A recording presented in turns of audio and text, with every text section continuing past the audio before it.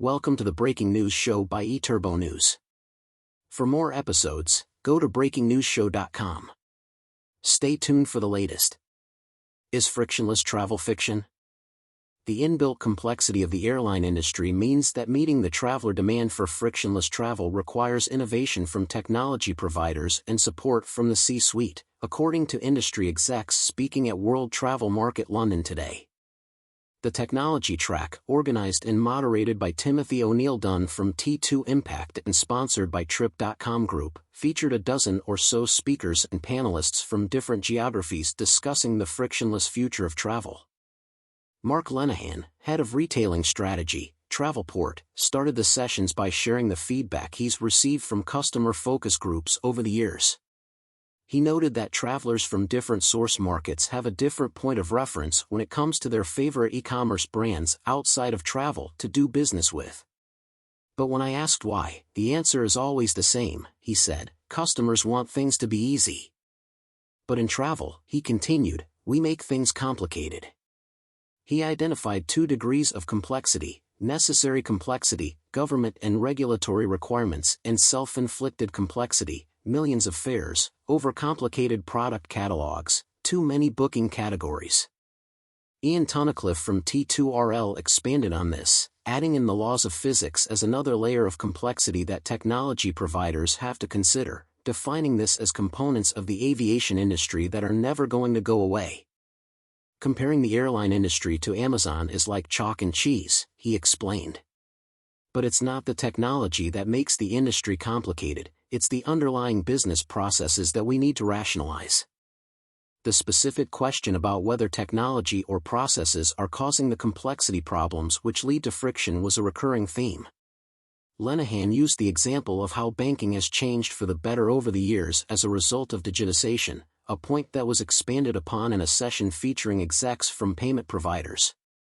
James Lennon from Stripe noted how the payments industry has changed significantly over the past 10 years, and that payments are now, or should be, as important as marketing and loyalty. Ease of payment is a prerequisite to frictionless travel, but a customer-centric payment process also inspires trust and positive word of mouth. He added that online travel is a highly competitive space and that if a customer is nervous around the security of the payments page, or if the site does not accept the customer's payment method of choice, there are tons of other travel companies out there who will. Lennon told sellers and suppliers that earning the trust of travelers meant more of them are likely to take up the flexible options which today's payment technology offered, such as buy now pay later, pay by installment or through a plan. He noted that these options had a positive impact on conversion rates and basket value. On the same panel, Will Plummer, CEO and co-founder, Trust My Group, noted that payments are often seen as the end of the funnel, but trust in payments starts when the customer arrives at your website. Frictionlessness and trust are all essential aspects of any online travel business, but businesses need senior execs to see the value of investing in the technology to deliver these foundational principles. Keynote speaker Boon Sian Chai, Managing Director and Vice President, International Markets, Trip.com Group, shared with attendees the story of its highly successful live streaming product for the Chinese audience, the brainchild of the group's co-founder and CEO James Liang. With C-suite buy-in baked in at source to this innovation, the group has now opened a dedicated center in Bangkok to roll out live streaming to Asia-Pacific source markets. Customer centricity, like frictionlessness and trust, are global considerations for travel brands, as evidenced by an around-the-world session which drew on the experience of regional OTAs, Amasafer from Saudi Arabia, GoNexus from Latin America and TravelStart from Africa. Keiza Mori, Chief Digital and Technology Officer for Amasafer, noted that demographics were driving its approach to ease of use. Around half of the population is less than 20 years old and therefore smartphone native, which explains the OTA's mobile-first approach. The technology track concluded with a debate between selected panelists, moderated by FocusWire editor Linda Fox. The teams were nominally divided into those who thought travel technology was the cause of the complexity and those who disagreed. The audience was asked to vote at the end of the debate and the result, within acceptable margins of error, was 50/50.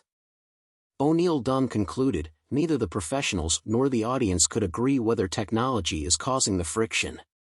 While the FirMotion nominally won the debate, it was not a decisive victory. But the answer, ultimately, is meaningless. Consumers won't allow travel sellers to use legacy tech stacks or government regulations as an excuse for poor service. They expect a smooth and seamless search, shop, book and pay experience as they get with Amazon at all, however unrealistic that might be. Either way, it's not going to be easy, but we have to put the work in. iturbonews.com.